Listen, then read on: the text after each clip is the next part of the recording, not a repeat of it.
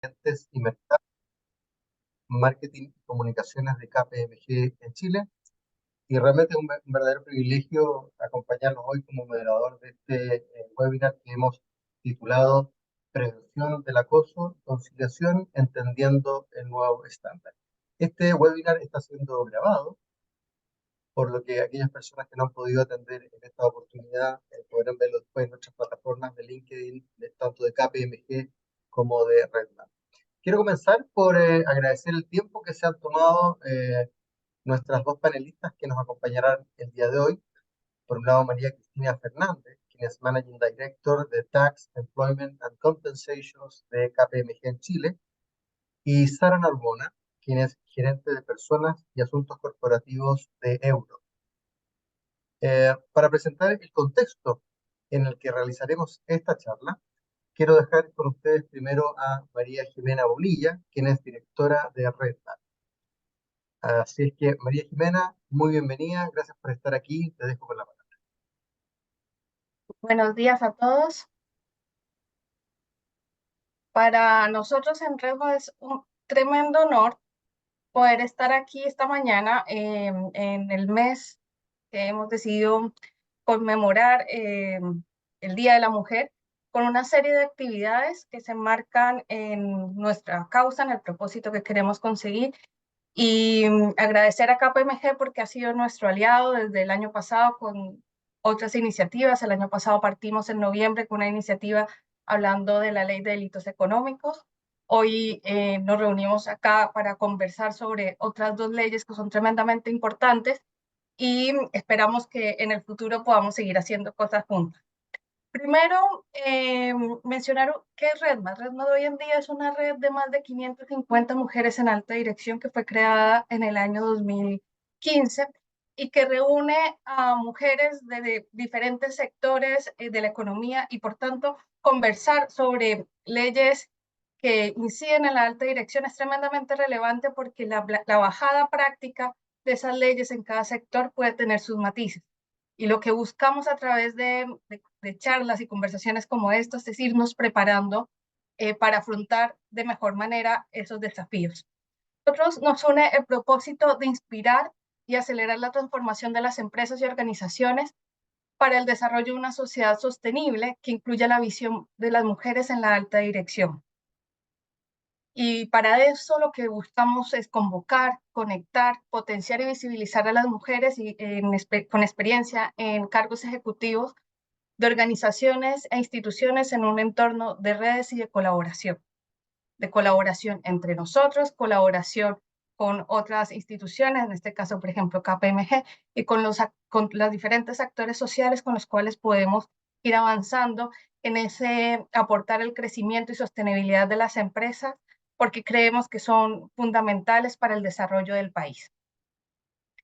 ¿Cómo ejecutamos nuestro propósito? Nosotros trabajamos con tres grandes causas. La causa interna de nuestras socias, en las cuales apoyamos el desarrollo de carrera, la causa organizacional, en la cual promovemos los temas, nuestro propósito a nivel de las organizaciones, y la causa pública, que tiene que ver con promover ciertas leyes, tener voz en el espacio público que nos permita avanzar en la mayor participación de las mujeres en la alta dirección, basado en tres conceptos estratégicos, que es la complementariedad, la meritocracia y la persistencia y el alcance. Si nos vamos un poco más a lo práctico, nuestra causa interna de socios la logramos en espacios de visibilización a través de medios propios, del índice de socios, de la promoción a expertas, las redes, por ejemplo, los círculos, las mesas temáticas, los diferentes encuentros que ejecutamos y la participación en comité. Y la formación, que es a través de, por ejemplo, nuestro programa de alta dirección que tenemos en convenio con la Universidad Católica, otros convenios con grandes centros de estudio del país, charlas y talleres. En términos de la causa organizacional, tenemos un área de consultoría que ayuda a las empresas a generar políticas que permitan el desarrollo de las mujeres al interior de las organizaciones en un ambiente, por supuesto, de complementariedad, persistencia y avance. Y a nivel de causa pública, estamos trabajando por promover, dar a conocer ciertas leyes que creemos que pueden aportar al avance de la mujer, pero también queremos avanzar a poder incidir en la política pública. Para eso, el año pasado se creó un área de leyes, política y mercado, que la idea es que podamos incidir y participar más activamente en las diferentes discusiones que hay en materia de equidad de género, conciliación. Hoy nos convoca esta charla y agradezco mucho a María Cristina Fernández que nos acompaña hoy como de parte de KPMG y a Sara Narbona, que es gerente de personas y asuntos corporativos de Eurocop, pero que también es socia de Redma y a quien le agradecemos el poder estar acá y compartir su experiencia en una empresa que también tiene matices y que por tanto es bien interesante la experiencia en particular en este tipo de leyes. Y finalmente, como les contaba, decidimos que no íbamos a hacer solo una actividad para para el Día de la Mujer, sino hacer una serie de actividades que complementan y que creemos importante trabajar en nuestra causa. Nosotros el próximo martes 19 vamos a hacer la presentación del último estudio que se hizo en Redmond sobre la segunda versión de la Caja Negra, en la que están todos invitados. El próximo jueves 21 vamos a conversar sobre la ley de más mujeres en directorio. Esto es en alianza con el Colegio de Ingenieros de Chile. En esta oportunidad va a participar la subsecretaria de Economía, Javiera Petersen. Ese mismo jueves tenemos un taller con nuestra querida Tatiana Camps, en la cual vamos a conversar sobre equidad de género desde lo individual a lo colectivo. Todas estas charlas son abiertas a público y finalmente en nuestra gran actividad de socias, que es el evento de conmemoración del Mes de la Mujer, Unidas por una Causa, que es lo que nos ha acompañado nuestro lema durante marzo, y esperamos que todas las socias puedan participar este martes 26. Sin más, espero que esta jornada, esta charla sea útil para todas. También creo que APMG está atenta también a las consultas. Vamos a tener una sección de preguntas al final. Así que muchas gracias por su participación. Al contrario, gracias a ti, María Jimena. Y siguiendo entonces con el programa de este webinar que va a durar una hora, queremos ser ágiles también en la entrega. Queremos dejar con ustedes a María Cristina Fernández, Managing Director de Tax, Employment and Compensations de KPMG en Chile, que nos va a presentar las claves para entender los cambios que traen las dos normativas que nos convocan hoy en su presentación que se titula Entendiendo el nuevo estándar en materia de conciliación de la vida familiar, personal y laboral, y en prevención, investigación y sanción del acoso laboral, sexual y violencia en el trabajo. María Cristina, todo. Muchas gracias, Alejandro. Un privilegio y una fortuna para mí estar en este webinar tan interesante. Muchas gracias a Redmat y también feliz de participar con Redmat.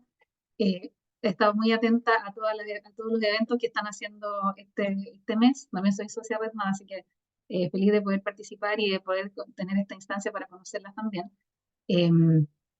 Voy a presentar como solamente como ayuda a memoria, pero un poco a modo de introducción. La idea de este webinar es contar un poco acerca de los cambios legislativos que impulsan principalmente un nuevo estándar a nivel empresa, principalmente debido a que hay una demanda por una mayor conciliación entre la vida laboral y familiar que se dio con la pandemia. La pandemia nos obligó a irnos a teletrabajo a muchas, a teletrabajo, y nos dimos cuenta que eso era posible. Y ello fue lo que probablemente impulsó a Verónica Campino, que fue una de las impulsoras de esta ley de conciliación de la vida laboral, familiar y de la vida laboral y familiar, vida personal, laboral y familiar. Entonces, teniendo un poco como base eso, es que hoy día uno puede hablar de que existe un nuevo estándar en las empresas. Lo hemos visto también, por ejemplo, en consultoría, ¿no es cierto? En materia de contratación, hay muchas personas que hoy día exigen el modelo híbrido o modelo full remoto para aplicar a un trabajo. Entonces también desde un punto de vista de la selección, de reclutamiento, de buscar talento, hoy día esto es más que un nice to have, es un must have. ¿Ya? Hay muchas personas que hoy día no están dispuestas a trabajar en forma con presencialidad absoluta. ¿Ya? Entonces, ese es un poquito el contexto en el que estamos hoy. Por otra parte, desde el punto de vista de la violencia, desde el punto de vista del acoso laboral, el acoso sexual, ¿no es cierto? Tenemos esta ley que fue impulsada lamentablemente por el fallecimiento de una TENS en el hospital en Talca, ¿no es cierto? Que fue principalmente lo que motivó la tramitación y posterior publicación y entrada en vigencia de esta ley que va a ocurrir en julio de este año. Entonces, eso también subió el estándar a nivel de acoso laboral, de acoso sexual. Es una ley que desde el punto de vista jurídico me parece un poco brutal, la verdad. Ya les voy a explicar por qué. Pero hoy día hay mucha más intención y hay mucha más, no es mal mirado hablar. Hace algún tiempo quizás muchas cosas pasaban en distintos trabajos, ¿no es cierto? Y las personas o se iban o se callaban, pero no levantaban la voz, no señalaban o no comentaban o no hablaban con su jefatura diciendo que estaba pasando algo que los hacía sentir incómodos. Entonces, hoy día ese estándar está subiendo, hoy día hay muchas investigaciones por acoso laboral en las empresas, es algo que las compañías tienen que tener en sus protocolos, en su reglamento. Hoy día nadie lo cuestiona, que tiene que existir el protocolo, que tiene que existir el reglamento y que además tiene que utilizarse. Hace algún tiempo existía, pero no se utilizaba tanto como se está empezando a utilizar hoy. ¿Ya? Hoy día hay un menor temor a hablar, hay un menor temor a perder el trabajo por decir lo que realmente está pasando y que también es algo que probablemente permita que las organizaciones funcionen de mejor manera. Entonces, si tenemos problemas organizacionales, lo más probable es que el ambiente de trabajo sea tóxico, tenga alta rotación, la gente se va, ¿no es cierto? Trabaja peor porque puede incidir claramente la productividad, si es que así que no voy contento a trabajar todos los días porque tengo problemas con compañeros de trabajo o con mi jefatura, ¿no es cierto? Probablemente eso va a generar un ambiente laboral tóxico que finalmente va a terminar también perjudicando a la empresa. Entonces, si lo llevamos a ese plano, claramente poder abordar esos problemas, abordar esos conflictos dentro de la organización, es algo que de todas maneras cada compañía va a querer hacer. Y hoy día además tenemos este driver legal que siempre es el que obliga a la empresa a moverse en una determinada dirección si es que no lo estaba haciendo. Hoy día, sin embargo, lo que vemos en el mercado es que en general todas las empresas ya se han movido. La ley llegó un poquito tarde en cuanto a subir ese estándar, pero hoy día esta nueva legislación lo más probable es que sí tenga un impacto porque trae algunas novedades que probablemente en la práctica van a ser un poco complejas de abordar. Así que sin más introducción voy a compartir pantalla y voy a presentar la presentación que tenía preparada para hoy.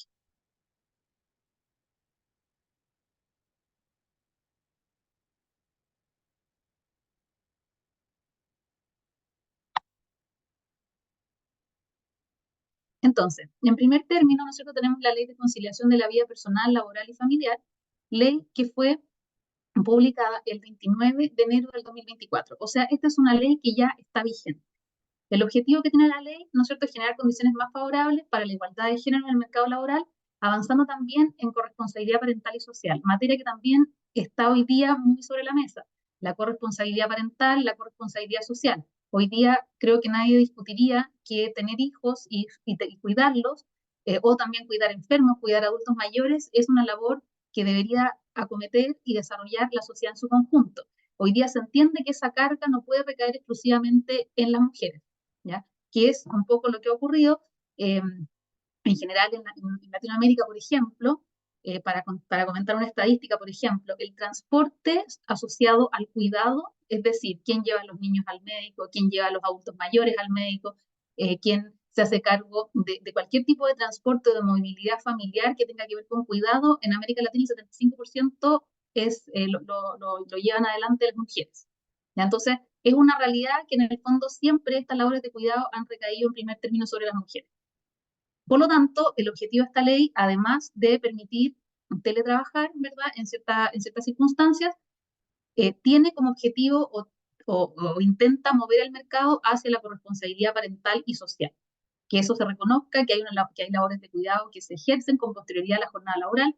Todos vimos en pandemia las estadísticas, ¿no es cierto?, de que las mujeres teníamos una carga laboral como de 4 horas adicionales al día en relación a los hombres, porque además después de trabajar había que cuidar niños, había que lavar platos, había que lavar ropa, etcétera, ¿no es cierto?, ordenar la casa y lamentablemente había muchos hombres que no se involucraban en esas labores de cuidado, de limpieza, de mantener la casa. Entonces, los cambios que trae es que se modifica el Código del Trabajo, incorpora nuevos derechos a los trabajadores, porque esto como claramente es una corresponsabilidad, no solamente aplica para las trabajadoras, sino que claramente también aplica para los trabajadores que tengan a su cuidado hijos menores de 14 años y personas que tengan o que vivan en situación de discapacidad o dependencia severa o moderada. ¿Ya? Cualquier persona que tenga a su cuidado un menor de 14 o una persona con discapacidad o que sufra o que esté en una situación de dependencia severa o moderada, va a poder tener acceso a solicitar a su empleador, a exigir, más que solicitar, porque en realidad es un derecho que tiene, a exigir, ¿no es cierto?, la prestación de servicios vía teletrabajo. Y estas modificaciones ya están vigentes, porque entraron en vigencia con 30 días después de la fecha de su publicación en el Diario Oficial, lo que ocurrió el 29 de enero. Por tanto, el 29 de febrero, que justo tuvimos este año bisiesto, entró en vigencia esta norma. ¿Cuáles son las principales modificaciones? Bueno, principalmente, como ya les había adelantado, está esta posibilidad o este derecho en realidad a solicitar teletrabajo para padres y cuidadores menores de 14 años o de personas con discapacidad o dependencia severa o moderada. El que sea un derecho implica que es exigible judicialmente. Esto significa que dado que esta norma va a estar establecida en el Código del Trabajo, si algún trabajador quiere ejercer este derecho, lo solicita a su empleador y el empleador le dice que no, el trabajador lo puede reclamar judicialmente durante la vigencia del contrato de trabajo. Recordemos que en esta materia la prescripción laboral es de 2 años contado de que el derecho es exigible. En este caso, uno podría decir, bueno, el derecho es exigible desde el momento en que tengo un menor de 14 años o tengo una persona con discapacidad o dependencia severa o moderada a que cuidar, por lo tanto, puedo ejercer ese derecho desde ese momento.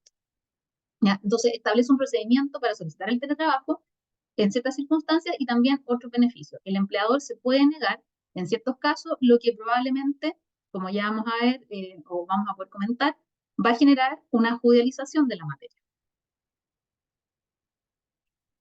Además de ello, la ley lo que considera es que aquellos trabajadores nuevamente que tengan a su cargo menores de 14 años o personas en situación de discapacidad o dependencia severa o moderada van a poder hacer uso del feriado legal y modificar turnos de distribución de jornada en el periodo de vacaciones escolares. Claramente la ley acá no se puede hacer cargo de qué es lo que pasa cuando tenemos a una persona con discapacidad o dependencia severa o moderada que no está en una situación en que tenga vacaciones, pero por lo menos hay un avance en que los padres que tienen menores de 14 a su cargo, ¿no es cierto?, se van a poder tomar los días de vacaciones que tengan acumulados o que tengan pendientes, ¿no es cierto?, o sea, que tengan acumulados, perdón, y que se hagan exigibles, van a poder adelantar esas vacaciones. Van a poder adelantarlas para poder estar con esos menores de 14 en su casa prestando servicios vía teletrabajo, ¿ya? O bien van a poder van a poder adelantar ese feriado para no tener que trabajar durante el periodo en que los menores están de vacaciones. Entonces, claramente la ley no se puede hacer cargo de todas las situaciones, por lo cual, en este caso, por ejemplo, no hay mucha regulación en relación a las personas con discapacidad o bien con dependencia severa o moderada. Probablemente en esos casos no existan vacaciones del lugar donde las personas pueden tener algún tipo de cuidado adicional. Entonces, la ley, como les decía, es general y no puede tampoco hacerse cargo de cada caso, por lo cual en ese evento va a haber que quizás buscar alguna alternativa distinta. Pero por lo menos a los padres les va a servir poder adelantar su feriado para estar con sus hijos menores de 14 en la casa en el periodo de vacaciones, ¿ya? También se puede modificar los turnos o hacer una redistribución de la jornada. Y eso significa que, por ejemplo, si la persona, no sé, por ejemplo, los niños iban al colegio en la tarde, a lo mejor la persona puede decir, mira, voy a trabajar solo las mañanas, voy a trabajar de X hora a X hora para poder cumplir con el horario que tenía, pero voy a seguir trabajando durante este periodo, pero en la tarde voy a estar en la casa con mis niños porque están de vacaciones. O a la inversa, entrar a trabajar en un horario posterior, de manera de poder también compatibilizar el cuidado con el teletrabajo. Además de lo anterior, la ley incorpora estos principios de parentalidad positiva, la corresponsabilidad social, ¿no es cierto?, y parental. Entonces, en este sentido, los empleadores van a tener algún tipo de incidencia en esta materia, lo que alguien podría decir, bueno, pero ¿por qué tiene que ver el empleador con esto? ¿Por qué el empleador se tiene que hacer cargo? Probablemente es porque es una demanda social que hoy día existe en general, ¿no es cierto? Las mujeres queremos estar en el mercado laboral, pero también queremos cuidar de nuestros niños y en realidad tener hijos, como hemos visto que nuestra tasa de natalidad ha decaído considerablemente, tener hijos finalmente no debería ser una carga que solo recaiga sobre la mujer. Nunca es una carga un hijo, por supuesto, ¿no es cierto? Sino que es una instancia que sirve también para que la familia se pueda desarrollar, para que la sociedad se pueda desarrollar, por lo cual es una tarea que habría que acometer idealmente entre todos. Y la tendencia o hacia dónde se quiere mover el mercado laboral o hacia dónde se podría mover el mercado laboral con este tipo de leyes es a tratar de compatibilizar ambos aspectos. Igualmente la ley se llama Ley de Conciliación de la Vida Personal, Familiar y Laboral, porque también entiende que hay gente que a lo mejor, si no tiene a su cuidado personas con discapacidad o no tiene a su cuidado menores de 14 años, igualmente hay una demanda por tener algún tipo de balance y tener algún tipo de conciliación entre ambos aspectos. Es decir, el trabajo deja de ser quizás el centro de la vida. Entonces, claramente todos hoy día queremos tener un balance, queremos tener una vida equilibrada, queremos poder desarrollarnos profesionalmente, pero también queremos poder desarrollar una vida familiar. O hay gente que a lo mejor quiere desarrollar una vida personal estudiando alguna otra materia, a lo cual todos, por supuesto, tenemos derecho. Entonces, esta ley un poco lo que pretende es a cambiar un poco ciertas conductas que probablemente se dan en el país, ¿no es cierto?, en el mundo, donde el trabajo debía ser el centro y donde el trabajador debía estar permanentemente disponible, con temor a que lo pudiesen desvincular o con temor a que pudiese verse afectada una eventual promoción si es que no estaba 100% disponible para el empleador. O sea, podemos ver que la tendencia en Europa, por ejemplo, es que hoy día en Francia hay una ley que prohíbe mandar correos después de la hora o la jornada laboral, ¿no es cierto? De terminar la jornada laboral, uno no le puede mandar un correo, no debería poder mandar un WhatsApp menos, porque en algún momento, ¿no es cierto?, quizás se desdibujó mucho el límite entre el trabajo, la vida personal y la vida laboral. Entonces, si tu jefe te escribe a las 12 de la noche un WhatsApp, uno se preocupa y dice, uy, tengo que contestarlo, hay algo urgente para mañana, pero a lo mejor no es tan urgente. Si el correo no se fue hoy día, entre que se vaya hoy día en la noche y se vaya mañana en la mañana, igualmente el receptor no lo va a ver hasta el otro día. Entonces, tiene que ver quizás un poco con reconocer que hay otros aspectos de la vida que todos queremos desarrollar también, ¿no es cierto? Y la ley en este sentido viene a promover esas conductas. Y volviendo al empleador, el empleador claramente, las empresas en general, son actores sociales también. Entonces, por lo mismo, es que la ley quizás le está exigiendo un poco regular o tener consideración con algunas materias que antes no tenían la obligación de considerarlas en sus políticas internas. Entonces, como ya les había comentado, la ley se publicó el 29 de enero, ¿no es cierto?, la ley 21.645, que modifica el Código del Trabajo en el título segundo, en su libro segundo de la protección de la maternidad, paternidad y vida familiar. De esto le cambiaron el título, porque antes era solamente la protección a la maternidad, no había protección a la paternidad ni a la vida familiar. Hoy día, sí, ya que cambia el título es bastante decidor. O sea, hoy día ya no solamente queremos proteger la maternidad, sino que también la paternidad y la vida familiar. Ya regula este régimen de trabajo a distancia con las condiciones que ya les había comentado, ¿no es cierto? Principalmente siendo esta de tener al cuidado hijos menores de 14 o bien personas en situación de discapacidad o dependencia severa o moderada, de cualquier edad. ¿Ya? Entonces, esto es claramente que sin recibir remuneración por estas actividades de cuidado. Se reconoce en el fondo que hay labores de cuidado que corresponde ejercer a los trabajadores con posterioridad a la jornada laboral. Entonces, la ley en este sentido lo que pretende es promover el cuidado de esas personas y que el empleador se suba quizás al barco de reconocer que el único trabajo que desarrollamos no es solamente aquel en el que estamos de las 9 a las 6, sino que también cuando llegamos a nuestra casa ejercemos otras labores que muchas veces van a tener que ver con el cuidado. ¿Y cómo se hace efectivo? El trabajador debe presentar una solicitud al empleador con los antecedentes que acreditan la situación en la que se encuentra, es decir, que tiene un menor de 14 con certificado de nacimiento, lo puede acreditar, ¿verdad? Después, si tenemos, por ejemplo, una persona en situación de discapacidad o de dependencia severa o moderada, también probablemente habrá que presentar el correspondiente certificado médico. Si es una persona mayor, probablemente habrá que presentar algún tipo de certificado otorgado por el COMPIN. Y el empleador debe responder ofreciendo una fórmula para poder implementar la solicitud del trabajador o bien rechazando. ¿Ya? El rechazo claramente tiene que ser fundado y tiene que haber algún tipo de impedimento de que se pueda prestar servicios vía teletrabajo para el trabajador o para la función que efectivamente desempeña, ¿no es cierto? Y el empleador debe poder proveer algún tipo de fórmula que permita encontrar una solución.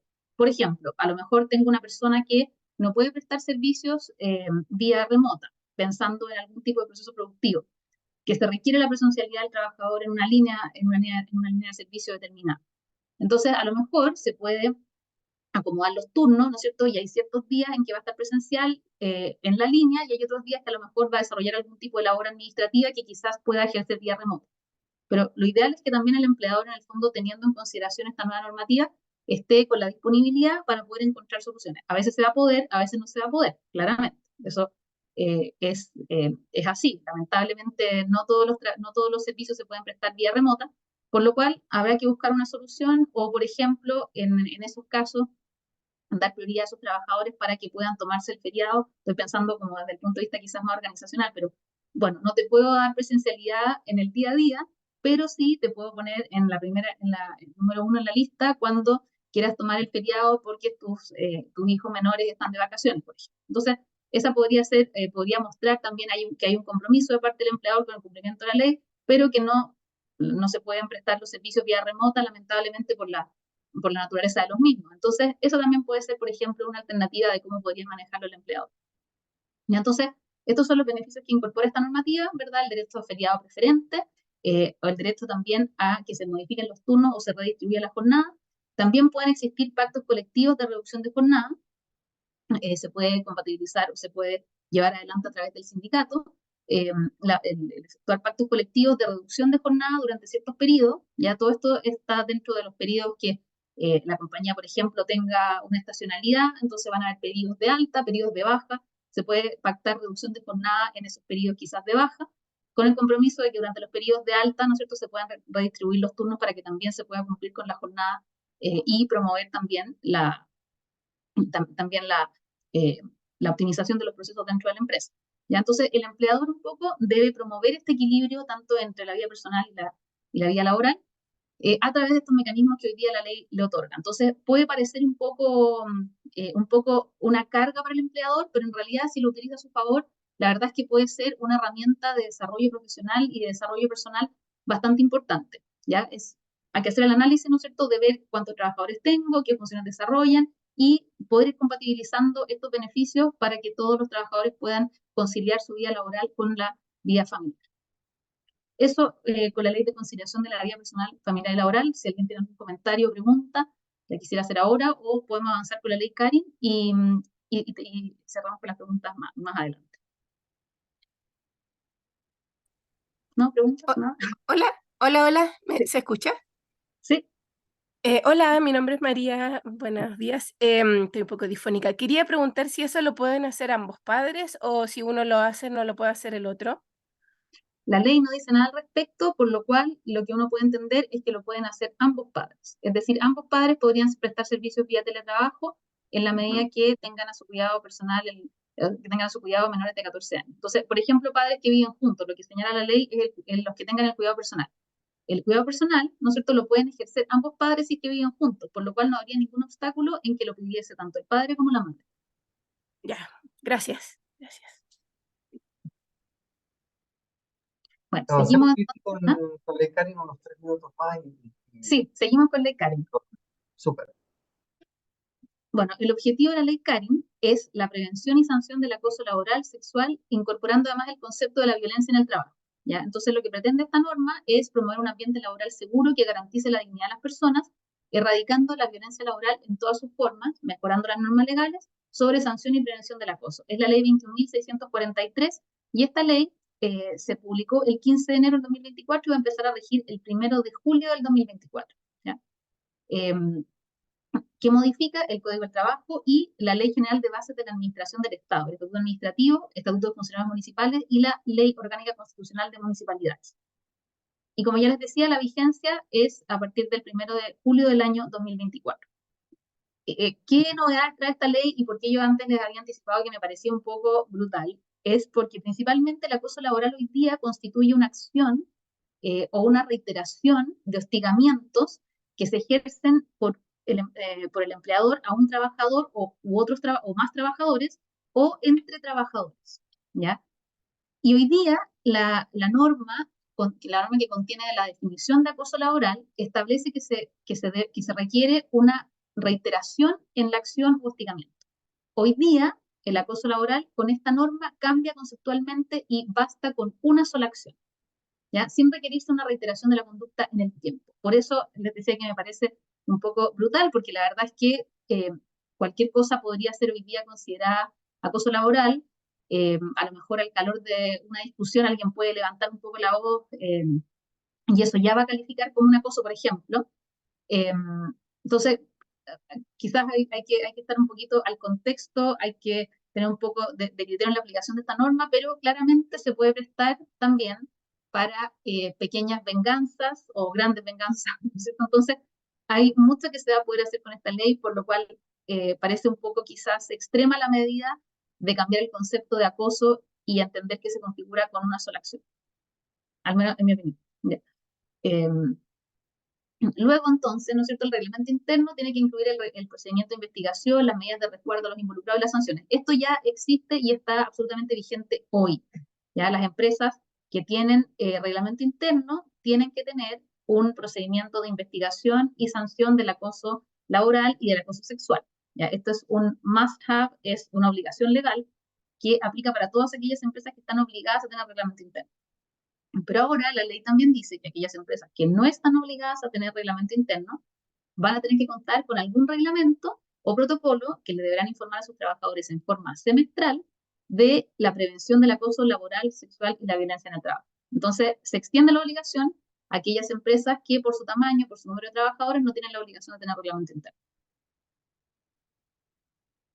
Y por otra parte, tenemos que también incorporar la obligación del empleador de informar en forma semestral los canales de recepción de las denuncias de la empresa, que puede ser, por ejemplo, el área de recursos humanos, puede ser la dirección del trabajo, ¿no es cierto? Uno puede externalizar el proceso y dejarlo simplemente entregado a la dirección del trabajo, ¿ya? O bien, ¿no es cierto?, las empresas estatales, que en el fondo son las mutualidades de empleadores, por ejemplo, que son aquellas que administran el seguro de accidentes del trabajo y enfermedades profesionales. Entonces, estas empresas también podrían ser mandatadas o podrían ser aquellas que deban recoger estas denuncias. Entonces, los canales de recepción de denuncias van a permitir las denuncias no escritas respecto a las cuales después se deberá levantar un acta. Es decir, yo puedo ir ante el gerente de recursos humanos, contarle la situación de por qué creo que existe una conducta de acoso, y el gerente de recursos humanos debe levantar un acta para que quede constancia de la denuncia que se presentó. Una vez presentada la denuncia, el empleador tiene la obligación inmediata de disponer medidas, como por ejemplo pueden ser la separación de espacios, la redistribución de turnos y atención psicológica para el trabajador afectado. ¿Ya? Entonces, esas medidas, el empleador, por ejemplo, en el momento en que le llega la denuncia, las debe poner en práctica en forma inmediata,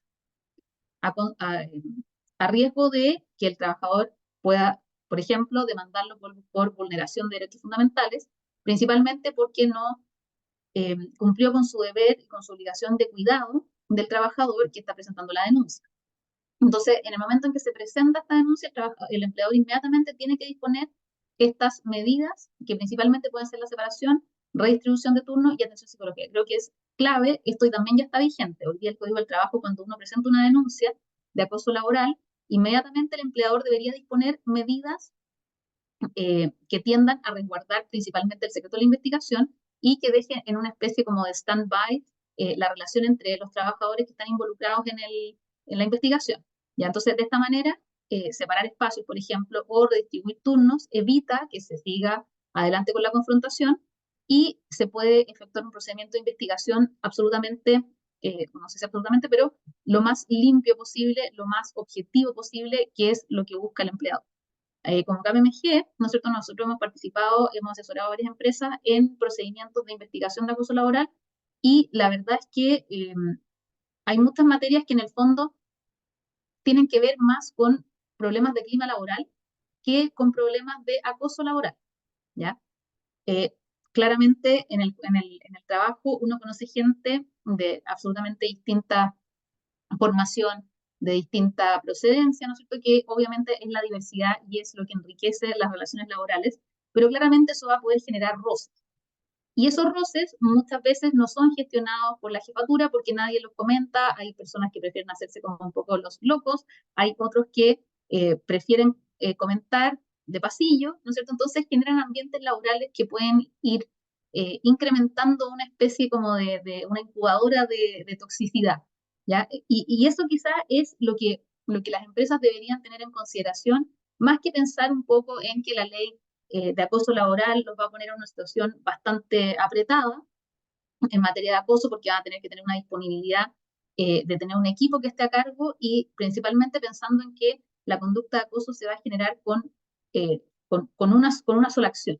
Entonces, quizás lo que hay que tener en cuenta hoy día, si me preguntan como asesora en el fondo, lo que diría es que las empresas deberían tratar de generar encuestas de clima, de promover la honestidad en esas encuestas, de que la gente pueda ir contando si es que está pasando algo de manera de acometer y abordar esos conflictos lo más, eh, lo más cercano posible al momento de su ocurrencia, porque si no después se van acumulando y van generando un ambiente laboral tóxico, que termina, por supuesto, en una denuncia de acoso laboral, el cual se puede haber configurado, como puede eventualmente no haberse configurado, pero sí generó un ambiente laboral tóxico, ¿ya? Entonces, un poco el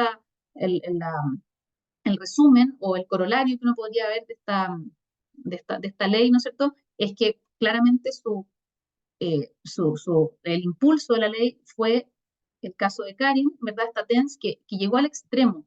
Y lamentablemente no fue el único caso. En Viña también se dieron un par de casos de TENS que están en un ambiente laboral horrible, en el cual no denunciaron en su oportunidad, o si denunciaron, al parecer no se dio la respuesta que se hubiese esperado, que lamentablemente llevaron a estos sucesos eh, trágicos.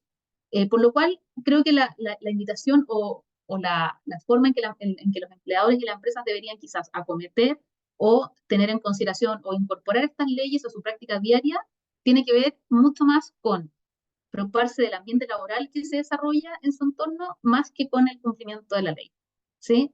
Creo que deberían principalmente preocuparse en el fondo de que haya un ambiente laboral agradable, que promueva la dignidad de las personas, que promueva el desarrollo de carrera y que promueva también la conciliación entre la vida laboral y familiar. Muchas gracias, María Cristina. Yo creo que ha sido un súper buen barniz acerca de estas dos legislaciones.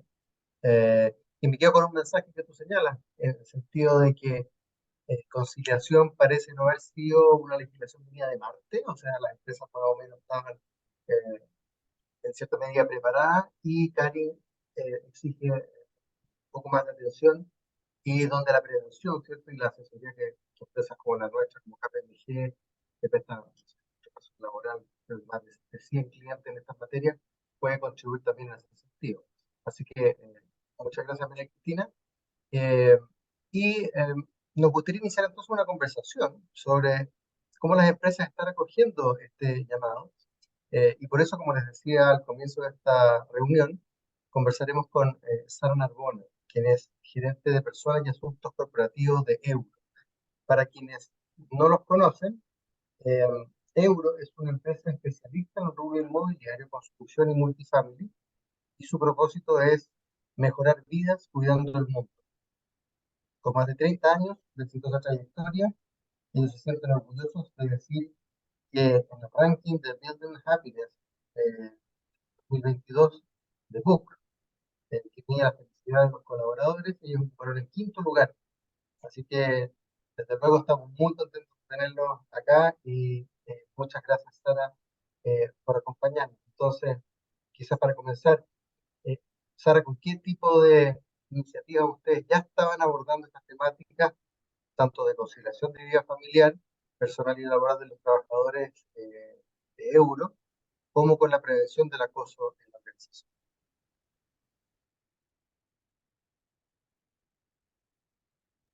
Muchas gracias, Alejandro. Muchas gracias, Cristina Redmat, por invitarme a reflexionar un poquitito de esta nueva legislación que tenemos hoy día incorporada.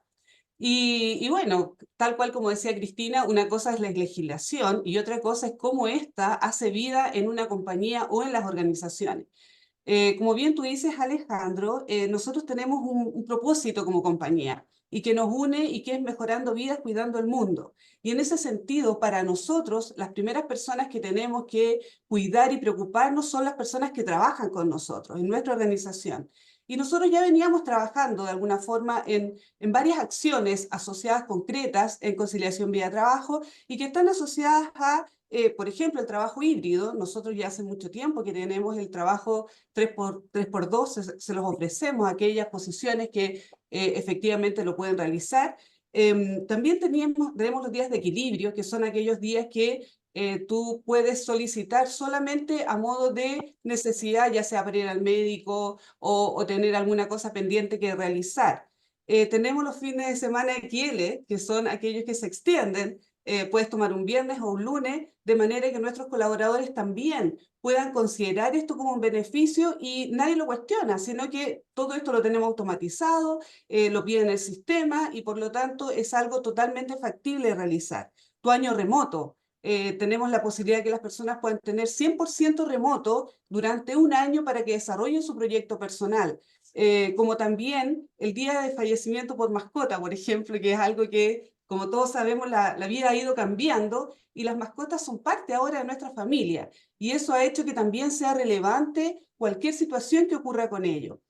Y en relación a la prevención del acoso, la verdad es que, como ustedes saben, la industria inmobiliaria, construcción y multifamily, porque estamos en los tres negocios, la construcción sobre todo siempre ha tenido sesgos. Y estos sesgos y prejuicios que de alguna manera nos hablan del machismo, del acoso callejero y la imposibilidad de que la mujer desarrolle una carrera dentro de este rubro.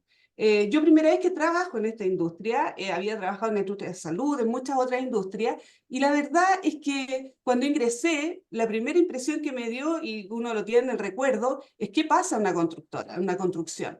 Y nosotros tenemos un programa que se llama Somos Todoterreno, y vamos al terreno mismo, a la construcción. Y la primera vez que fui, la verdad es que iba con un poquitito de estos dolores de estómago, pero la verdad es que me encontré con un ambiente increíble. La verdad es que es otra historia estar dentro de una obra. Las personas son súper amables y no hay nada mejor que acercarnos y tener este entendimiento de las necesidades de las personas que trabajan, nuestros colaboradores allí, con la definición de nuevos beneficios que podemos generar para ellos. En nuestros proyectos tenemos mujeres liderando cuadrillas. Hemos tenido mujeres que están a cargo de obras completas y también tengo el orgullo de decir que hemos aumentado el doble la participación de mujeres en este rubro, lo cual la verdad que nos tiene muy orgullosos.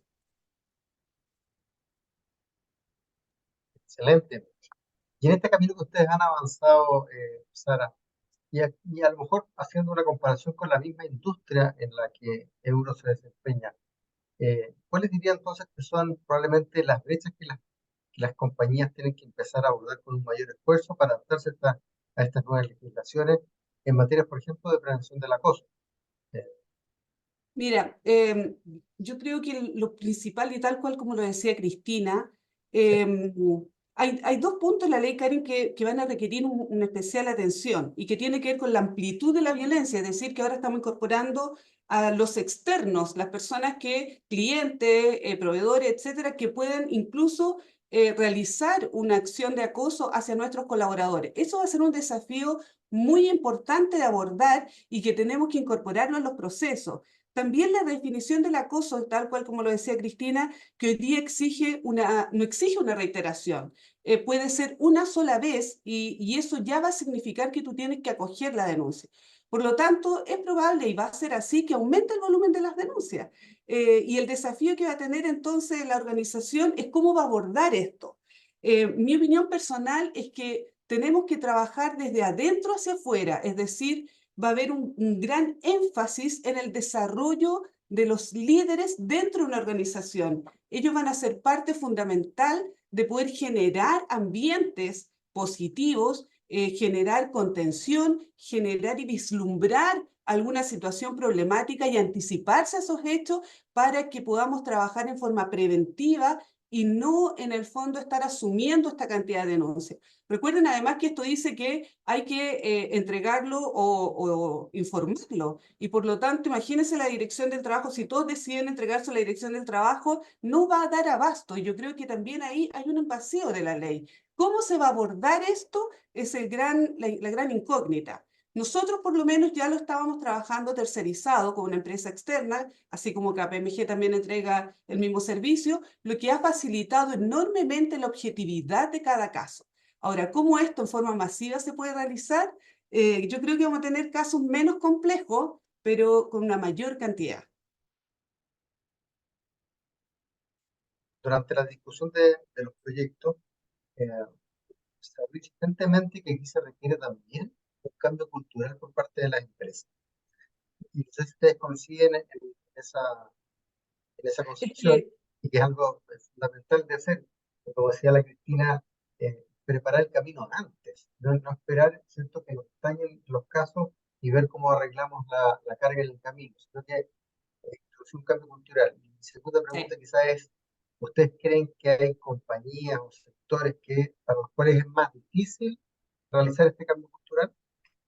Lo que pasa es que, tal cual como tú lo has dicho, un cambio cultural requiere un trabajo perseverante, requiere un trabajo planificado y requiere creer y estar conscientes de que lo que estamos realizando es parte de la compañía. Y por eso que el propósito es fundamental. Nosotros creemos que todo esto parte desde el punto de vista de la alta dirección. Yo creo que es un cambio desde arriba hacia abajo, no de abajo hacia arriba. Por lo tanto, nosotros tenemos una gran convicción, y así lo hemos tenido en nuestra compañía, que el directorio, el gerente general, el presidente ejecutivo son los primeros impulsores del respeto, y ellos dan la ejemplaridad. Si no tenemos eso, va a ser un cambio muy difícil de ejecutar.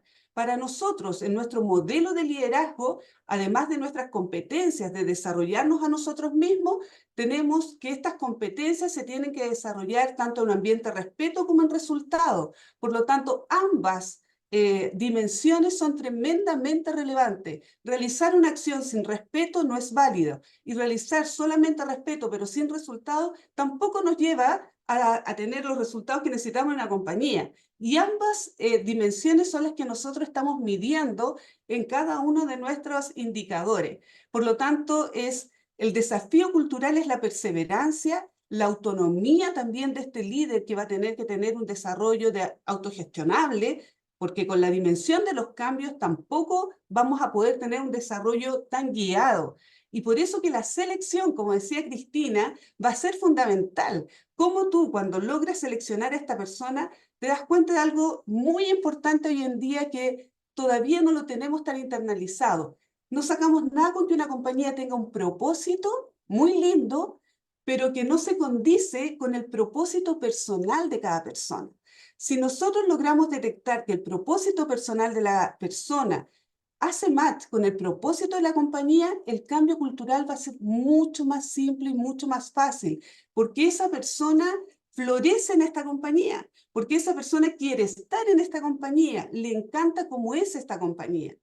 Y de allí viene la madurez de cada uno de nosotros de saber qué queremos en la vida, cómo lo queremos enfrentar hacia adelante, qué queremos como propósito personal y qué huella queremos dejar.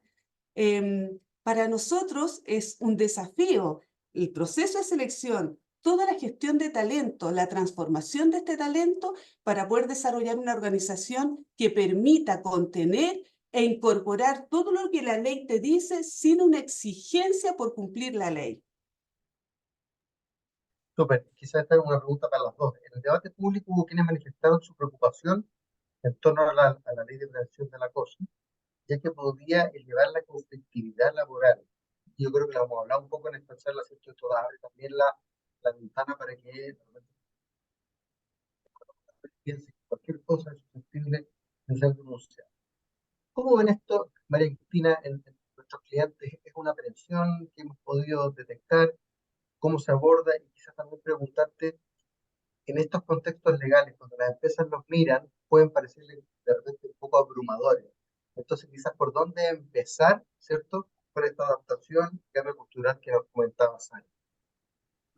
Bueno, primero que todo, quería antes de responder la pregunta de Ale, igualmente quería comentar que muy interesante todo lo que señaló Sara, especialmente en cómo ha movido una empresa que, pensando en la ley de conciliación de la vida laboral, personal y familiar, es una empresa que es bastante compleja para abordar la falta de presencialidad.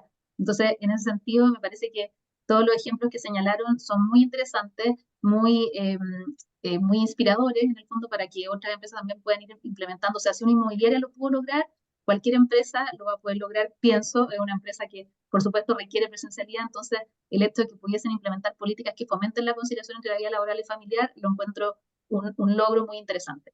Y en cuanto a tu pregunta, Ale, volver un poco a lo que señalaba al momento de cerrar mi presentación, me parece que las empresas tienen que ir un poco abordando esto en el día a día, porque podemos ponernos metas increíbles, ¿no es cierto? Súper difíciles de alcanzar, pero en realidad lo que necesitamos es darle a los colaboradores probablemente un espacio de tranquilidad, un espacio de contención donde se puedan desarrollar tranquilamente, donde puedan trabajar contentos. O sea, tomando un poco lo que decía Sara, ideal que ojalá el propósito de la empresa con el propósito de la persona estén en la misma línea.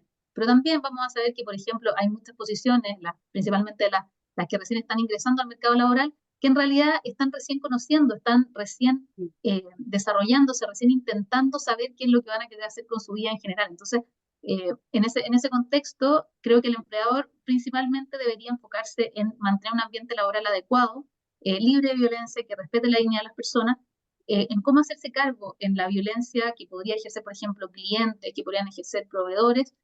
Quizás ya hay una mayor complejidad, porque claramente vas a tener que responder por personas que no están a tu cargo, ¿no es cierto? Entonces, desde esa perspectiva, que exista un empoderamiento desde la empresa a sus colaboradores a atender, a evitar situaciones de violencia, a atender, por ejemplo, donde se puede ver una situación de violencia muy patente respecto de un tercero, en una tienda en un mall, ¿no es cierto? Puede ser muy habitual que en una tienda en el mall un cliente descontento le reclame en forma absolutamente exagerada, irrespetuosa, a un trabajador de una determinada tienda. Entonces, ese trabajador también tiene que estar empoderado para decir, disculpe, este trato no es aceptable en esta empresa, en esta tienda, no es aceptable este trato, voy a llamar al guardia, ¿no es cierto? Y tener un protocolo establecido que permita que ese trabajador esté empoderado, que ejerza su derecho a que lo traten como corresponde porque está prestando un servicio, no está faltando el respeto ni tratando mal a un cliente. Entonces, ese suite del empleador también de decir, oye, mis trabajadores hay que respetarlos porque yo los respeto primero, ¿no es cierto? Entonces, también quiero que mis clientes los respeten y el cliente en este caso no siempre va a tener la razón. Entonces, por un lado, ir en esa línea, pero principalmente pienso, Ale, que el empleador en el fondo lo que tiene que promover es la cultura. Y la cultura, como bien decía Sara, es algo que permea de arriba hacia abajo. Hay que hacer el top-down más que, o sea, es imposible que una cultura vaya permeando en el ADN de las personas si es que esa cultura no la demuestran día a día los líderes con su actitud, con su enfoque del trabajo. Entonces, creo que eso es fundamental. Excelente. Tenemos una pregunta de Claudia Pérez. Claudia, cuéntanos quién eres para hacer tu pregunta y si puedes prender tu cámara y micrófono. Hola, buenos días. Muchas gracias por darme la opción de participar. Yo también soy socia Redmat, muy interesante todo. Tengo una consulta que se refiere al tema de la ley Karin. Si hay algún plazo determinado desde ocurrido el hecho para poder hacer la denuncia. Y lo segundo es que he escuchado o he visto en algunos posteos que algunas empresas van a poner en el reglamento interno que en vez de que la empresa pueda hacer la investigación, va a indicarse que solamente se puede hacer en la inspección del trabajo, en la dirección del trabajo. Esas son mis consultas, si está correcto o no. Gracias. Sí, efectivamente, en primer término, señalando, voy a referirme primero a la segunda pregunta. La dirección del trabajo, el empleador siempre tiene la facultad de derivar la denuncia a la inspección del trabajo. No, la puede recibir y llevarla adelante en la empresa o bien la puede derivar a la inspección del trabajo. Okay. En el caso en el cual va a ser este organismo el que va a tener que llevarlo adelante. claramente, si esto va a ser una avalancha de denuncias, va a generar Vamos. se van a dilatar los procesos, claramente. O sea, la Dirección del Trabajo hoy día no tiene la capacidad de absorber todas las denuncias que probablemente se van a generar con la entrada en vigencia de la ley CARE. Ok, gracias. Y respecto al plazo desde ocurrido el hecho, ahí tengo una duda. La verdad, la ley no establece plazo alguno. Ya nosotros hoy día hemos visto denuncias por hechos ocurridos en el año 2021.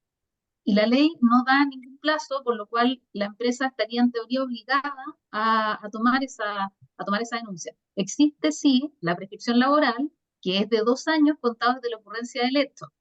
¿Ya? Ok. Es desde la ocurrencia en el fondo o desde el momento en que el hecho se hace exigible. Entonces, acá está el derecho a denunciar, pero también es un derecho que es del trabajador. Entonces, si es que dejó pasar el plazo, uno puede entender que finalmente lo que ocurre es que el trabajador, al dejar pasar el tiempo, de alguna forma está de acuerdo con esa prescripción. Entonces, porque claramente en derecho tiene que haber un plazo o tiene que haber un periodo en el que yo puedo reclamar las cosas.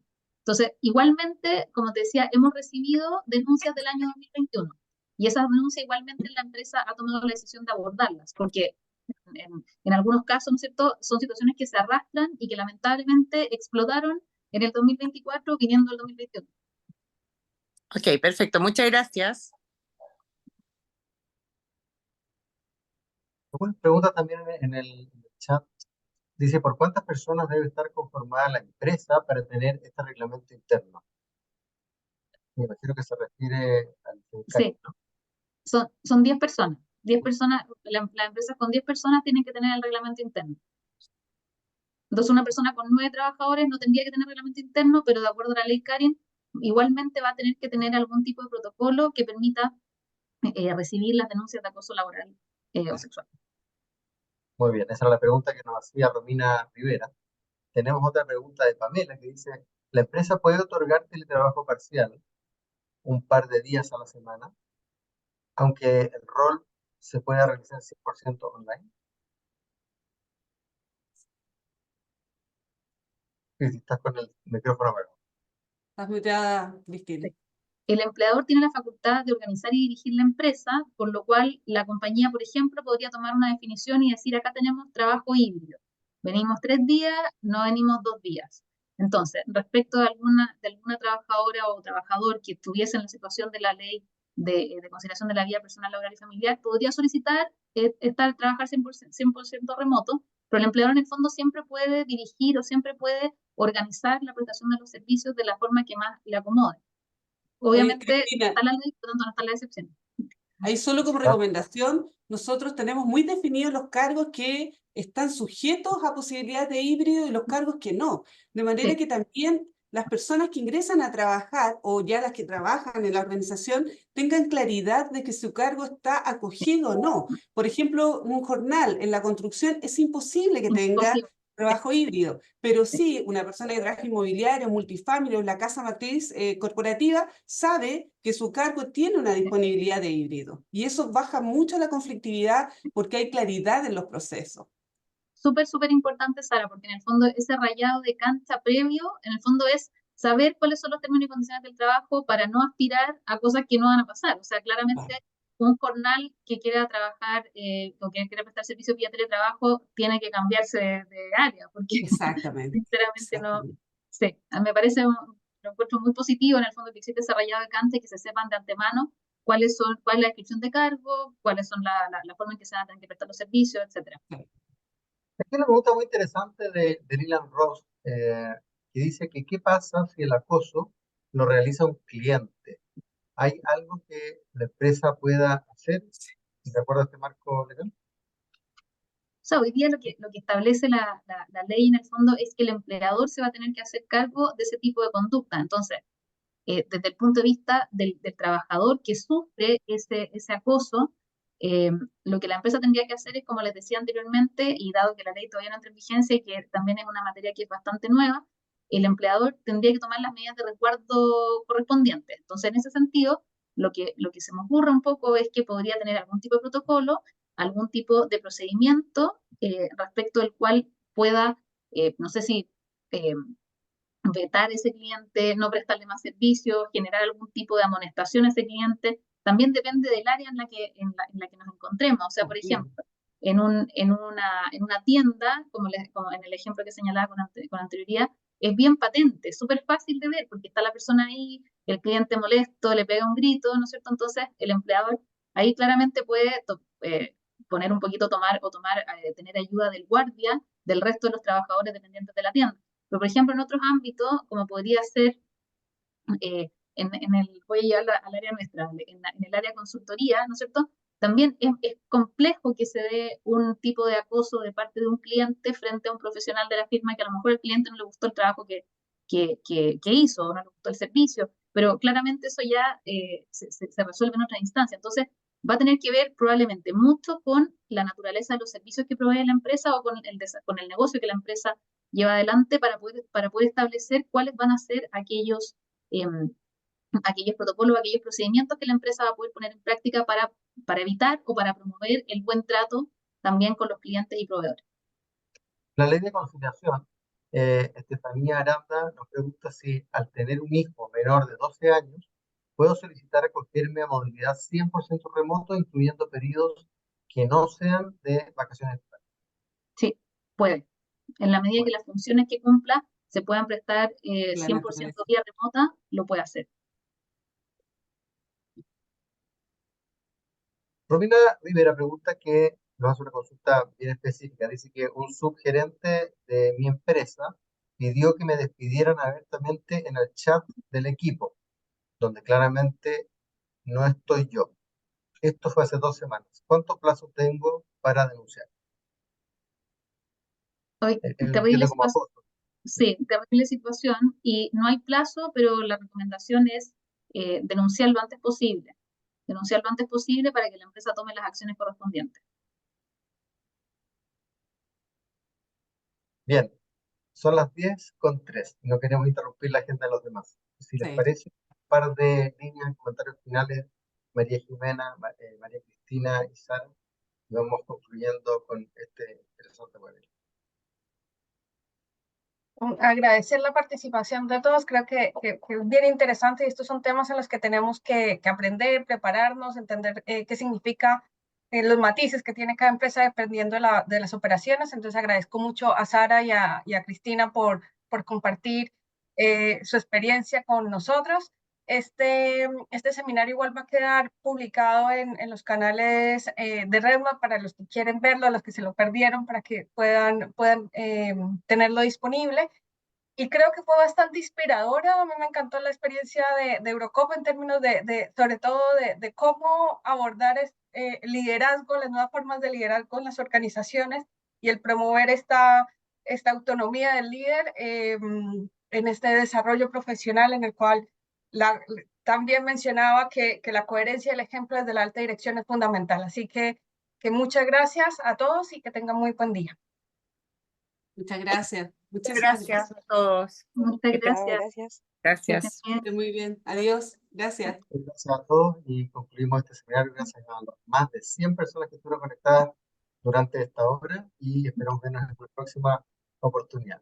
Nuevamente, Redmond, gracias por estar aquí, gracias María Cristina, gracias Euro, ha sido un gusto conocerlos en esta oportunidad, así que esperamos vernos en una próxima ocasión. Tengan todos muy buenos días. Muchas Muchísimas gracias. Que estén muy bien. gracias. Que estén bien. Gracias, Sara. Gracias. Adiós. Gracias.